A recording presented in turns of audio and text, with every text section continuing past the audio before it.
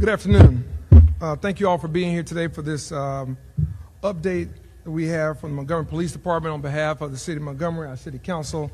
We're grateful to have all of them here, as well as their efforts to make sure our city continues to respond to this senseless tragedy that we've had. I want to start by expressing our prayers to those victims who are still recovering, certainly to the families, those that we've lost, and those who have been injured, and others who are still traumatized by this incident. But I do want to also give a lot of thanks to the community, to the city of Montgomery, for the way that so many residents, business owners, and others have rallied to defense of our city, as well as to helping us solve this crime. Without them, we might not be where we are right now in this process. So we're certainly grateful for all of their support. I think that's important that the city show its true strength and resilience during times like this, when you have times of adversity, and we're seeing that whether it's informal or formal outreach from so many people in this community. I want to start off by highlighting some of the things that we've discussed since this incident happened. We had thousands of people in Montgomery over this weekend at multiple events enjoying themselves. What happened was a handful of reckless individuals changed things not only for the victims but for themselves and for this community. We were proud that we had the coverage that we had with officers within 50 feet of this incident and the way that they responded. The men and women of the Montgomery Police Department are to be commended for not only what they did and springing in action at that moment, but what they have done since then, just through gumshoe police work. And it's been solid. It's been very steady. It has been the leadership of our police department with Chief Grayboys and Chief Brickus guiding us. We certainly are also grateful for those downtown business owners and for others who came forward with video, who came forward with other tips and suggestions and things along those lines that have been helpful. And so that's going to allow us to use all the resources that we currently have, both at the local, state, and federal level, to bring about the closure of this case and the capture of those who are responsible. We will push for maximum accountability, regardless how long this takes. I want to also highlight some of the things that the City Council has helped us do over the last several years.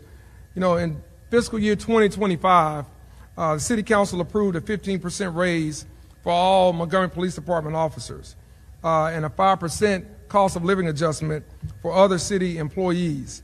In this year's budget, the fiscal year 2026, funds for replacing the Montgomery Police Department's outdated communication system, and expanding surveillance infrastructure were proposed and passed. 10 years ago, the police budget stood at $44.6 million. This year, it stands at $59 million. So you've seen the type of increase that we have put into that budget and the type of investment we have put into our men and women. And that includes partly 40% raise since 2019 for police salaries and benefits.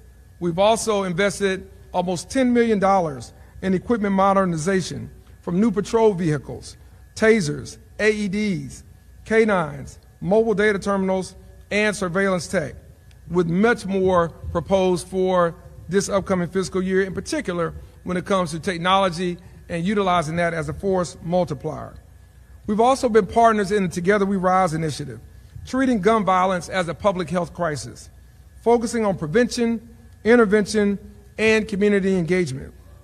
We've also advocated for gun safety, with $375,000 invested in advanced weaponry to counter illegal Glock switches, supported legislation to ban Glock switches and require lost and stolen firearm reporting.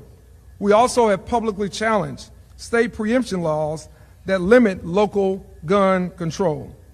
On top of that, I've been a part of a group of bipartisan mayors across the state who's advocated for the revocation of permitless carry gun laws that we currently have right now in our state. So we have done all of these things together to try to prevent as much as we can and to try to be as proactive as we can. But I want us to keep some of those things in mind because we're always looking for ways to improve. We're always looking for ways to make our city safer, to make our community safer for those that live here, for those that work here, and those that visit our city. And I believe that our city is a safe city. We know that there's work to do. One life lost is one life too many. We know that currently in this climate, one may not feel safe. And so we have to do a better job to make sure people feel safe, regardless of what's happening in the immediate community or the surrounding community. I'm no stranger to gun violence. Within the last 6 weeks, 7 rounds were found within 150 feet of my house, just one house over. Within that same time, there was a homicide on West Haven Lane, 1 block over.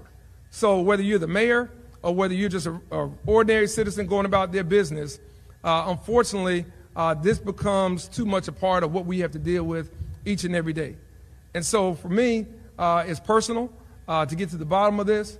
For me, it's personal to make sure our city, my hometown, our hometown, is considered one of the safest. And we will stop at nothing to make sure that it is. And we'll continue to work with our partners at the county, the sheriff's office, our partners at the state, with the Alabama Law Enforcement Agency, as well as the ATF and the FBI. So whether it's federal, state, or local, we're going to work with each and every law enforcement agency we can. And we're going to work with those entities that want to work with us that are outside of law enforcement to continue to make this a safer city. So I want to just start there. Again, I want to thank our colleagues on the city council who have been helping, again, with the budget, who've been helping with ideas and initiatives, and who have been helping really get people to come forward and to talk and to show and to say what they may have seen and tell us what they may have heard. And all of that has been helping us move forward in this process. So with that, I'll pause and I'll turn it over to Chief Grayboys to update you on some other factual information. And at that time, we'll take any questions from the press for anyone that may have it. Chief? Thank you, sir.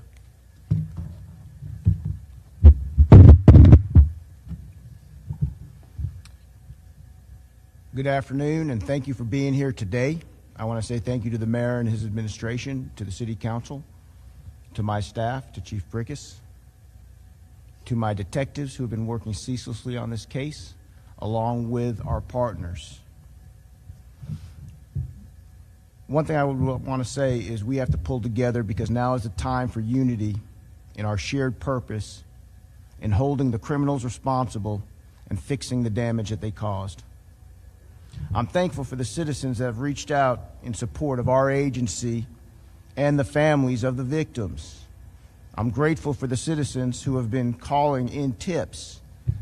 You are making a difference. Unity is what we need now because our clear purpose is holding people accountable who are responsible for this crime.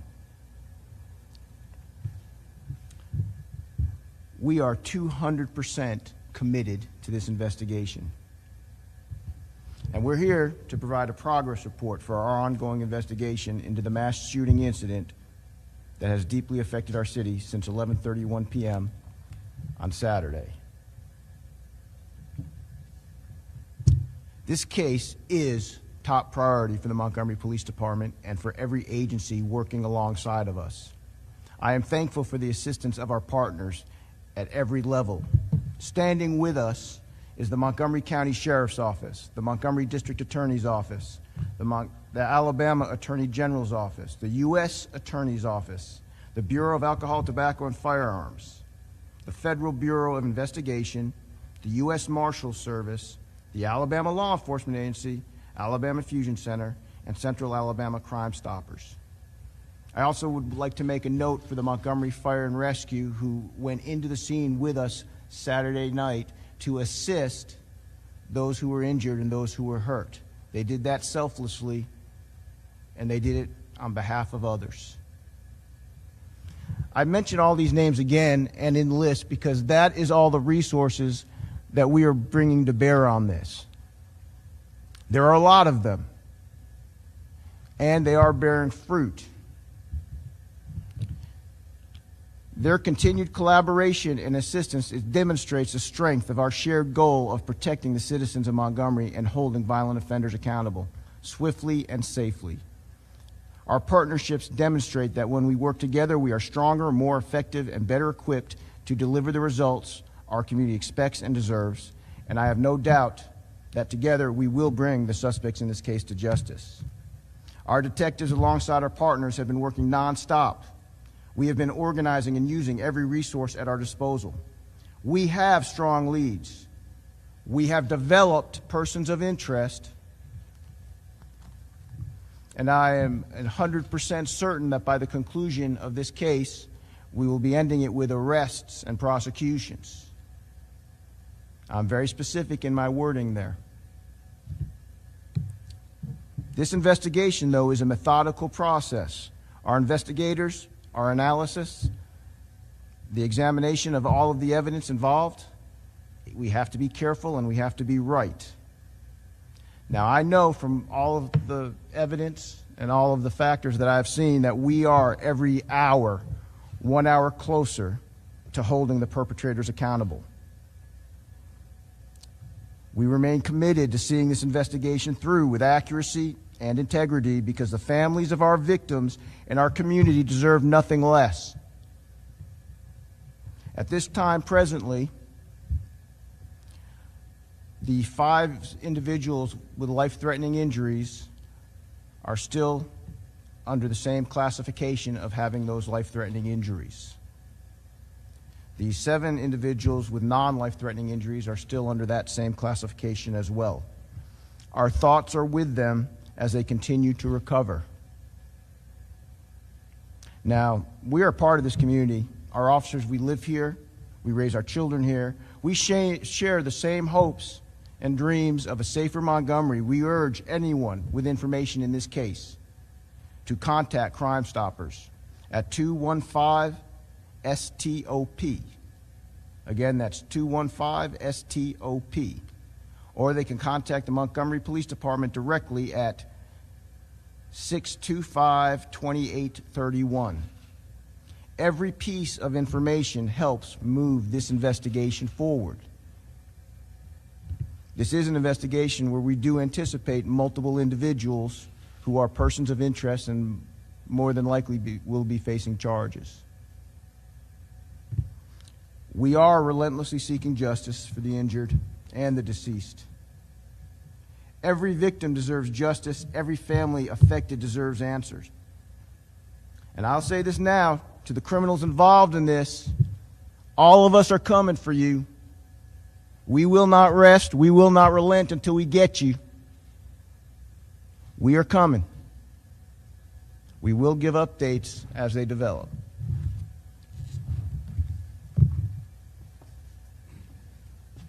At this time, we'll open it up for any questions we may have from the press. Yes, sir. This is Wayne. As the investigation goes on, I know it's too early to talk about steps to take because that is your priority in the investigation right now. What is something that people need to know about the investigation? Because you know citizens have millions of questions and comments about it, but what do you want them to take away from what's going on about this investigation as we speak? That this investigation has been steady, consistent, relentless in gathering all of the facts.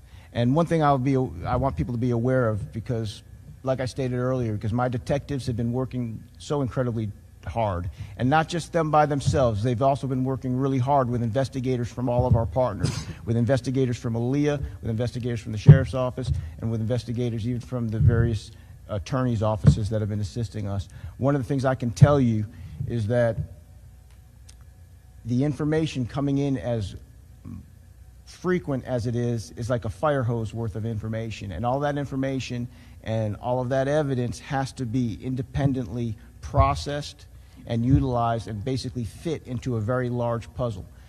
Due to the nature of this case, it is a very large and complex investigation because of the numbers of people involved. So I want people to understand that while we have to be careful about what we can reveal publicly because we do not want to compromise the investigation, we are steadily and methodically putting everything together that will allow us to have a positive prosecution of the individuals that we are going to arrest in relation to this case. Mayor, I want to give you a chance to respond to the Alabama Sheriff's Association posted a statement a couple hours ago on Facebook that says that Montgomery has a quote criminal gang problem. Do you agree that Montgomery has a gang problem? You let me respond. Go. I've been working in Montgomery. I had my first career since 1991. That's when I started. And one thing I remember about the time in the 90s was that every cop in the city knew that there were gangs in Montgomery. Though at the time, a lot of times people would not want to talk about it. Gangs are a problem, period. And one of the things that we're getting out of this investigation, which has been so positive with all of our partnerships, is we're actually emerging tactics and strategies going forward to strike at those gangs. But the gang problems, unfortunately, it has been a national problem. But what we're learning over the last 2 days and the things that we're doing are going to have a very big impact. And so I'll say, yes, there are gangs. Nobody's denying it. And yes, they are a problem. But we are going to do everything we can to go after those individuals, and I believe that we're going to have some successful results in the near future. You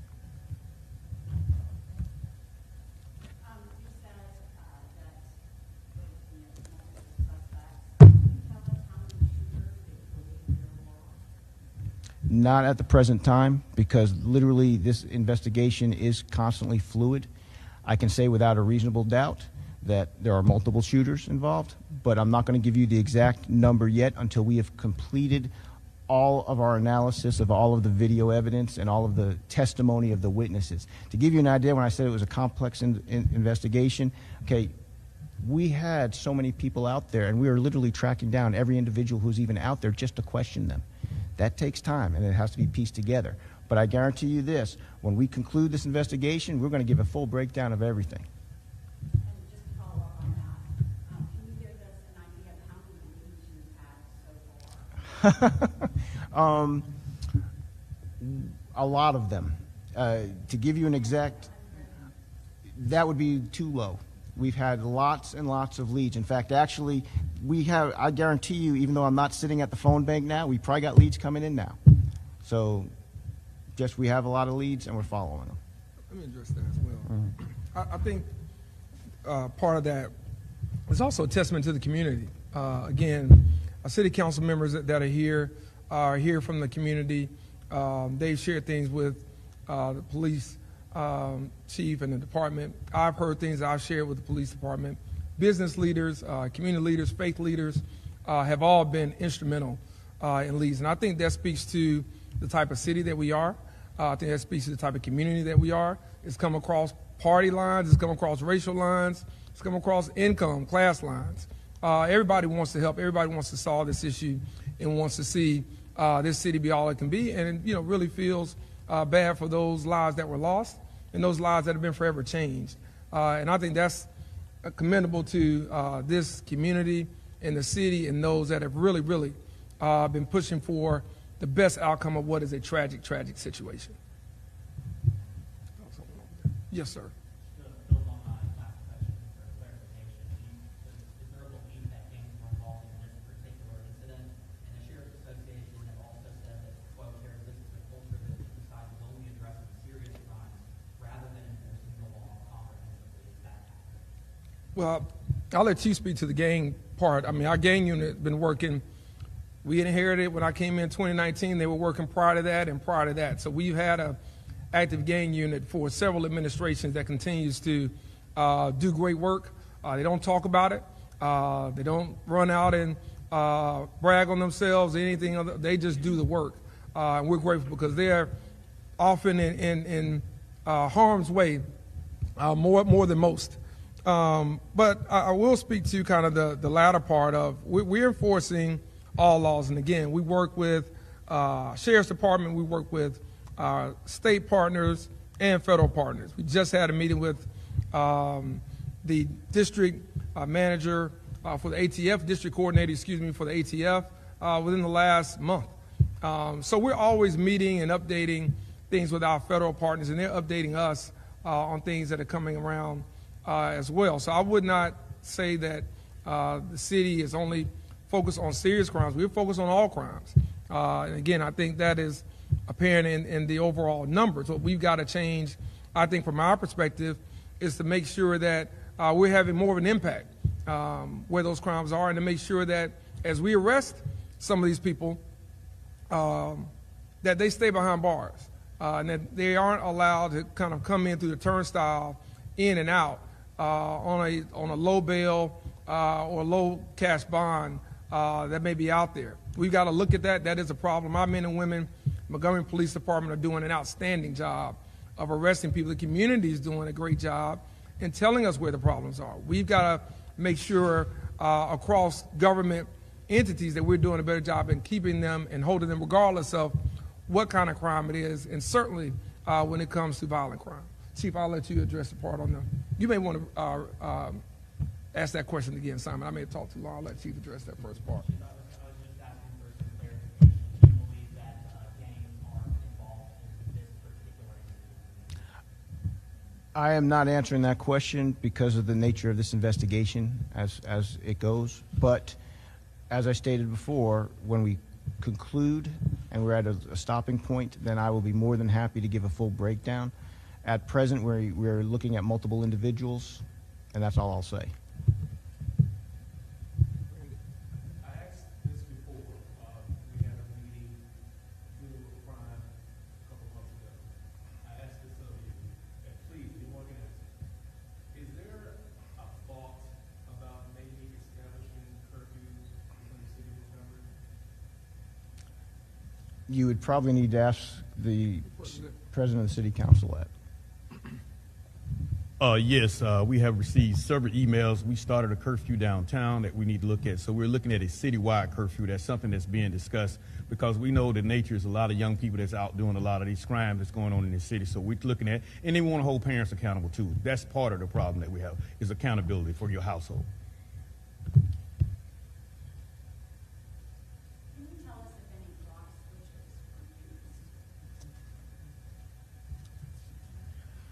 were used? We're not going to get any specifics today. This is an ongoing investigation. The specifics are going to come out when we've concluded the investigation. I believe the city was installing surveillance cameras in the district a couple months ago. Are those operational and they can capture the shooting? And is there anything more to be done with that? We have many operational surveillance cameras downtown and in all of the areas we need them to be. Now, it doesn't mean we're not going to look for any areas that are not covered. We will look for more areas that are covered or that might need it. But short of me giving you an answer like that, because like I said, I don't want to go into specifics or anything that's going to go into those, I will say we have cameras downtown and they are functional. Mayor, the governor's session reached out to you yesterday morning. Have you contacted her back, or what did you exactly do? And what are your thoughts on the Well, as it relates to the governor's office, we reached out today through some of our staff members to their staff. I think we have a meeting set up. She's been, I think, busy on some other matters today, so I think we'll have a call here in the next 24 to 48 hours, my understanding. And you had another question? Yes. I was wondering what your thoughts were on the announcement from the league that they would be expanding their presence in downtown area. Yeah, I think, and I'll let Chief add on to this as well if I miss something, but we've been working with them already. So that program, I think, has been helpful, not just even in terms of downtown, but again, I think around this community, around the city, as well as working with the Sheriff's Department also. I think for partnership with ALEA, depending on how it's structured, can be beneficial.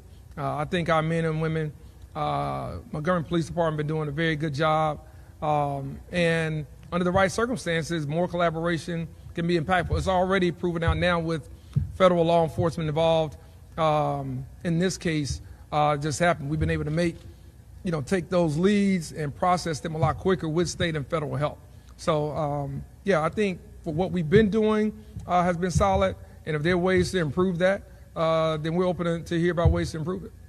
Chief, We work well with Aaliyah, and we're greatly appreciative of their assistance. We have been working with them for literally well over a year, actually. First, when we were working with them on Max, and at the same time, though, working with them on other operations as well. So we welcome them expanding their patrol anywhere they would like. So we're really pleased to hear that. we'll take these last two, and then this guy's going to do it. This may sound like a dumb question, but your curfew moves in citywide, will it pertain to unaccompanied minors as curfew is now? Basically, that's what it is. Unaccompanied minors doing those hours, 17 years and under. Yeah, must be accompanied by a parent, and we'll run that through the city council. There's 5 of them here, 4 of them are here, so we'll work that. And we work what the citizens are asking us to do is for us to protect the city and to protect our young people. Thank you. Rain, we'll come back. Couldn't help but to notice also after this incident, there were a lot of posts on Facebook, of course, and a lot of comments about people saying, yeah, send in the troops. To those people who have those trained or fought, what would you tell them? Because you all busy, you're doing your job. To them who will say, yeah, it's time to bring the troops in, what message would you have for them?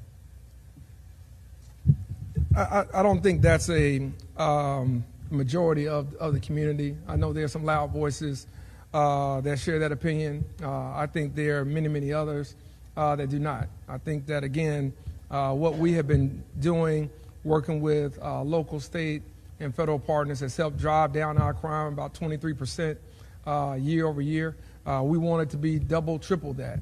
And those things have been working.